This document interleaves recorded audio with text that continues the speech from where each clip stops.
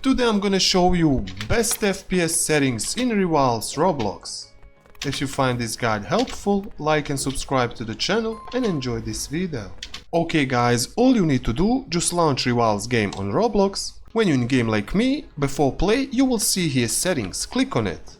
Change crosshair and hotkeys. In this first section general, you will see disable shadows, just switch this off. Move down, disable textures, reduce lag, switch this off. Disable wraps, reduce lag, switch this off. Move here down, you will see field of effects, switch this off. Camera shake, switch this off. After that, go here play and choose any mode. When you're in game like me, press escape button and move here on settings. Go here on maximum FPS, click this, from 60, set like me 120. Scroll down and you will see this, haptics, switch this off, full screen, switch this off. Graphic mode on graphic quality, switch this low like me, for better FPS, because we have here 120. Move down, UI navigate toggle, switch this off, performance stats, switch this off, and this too.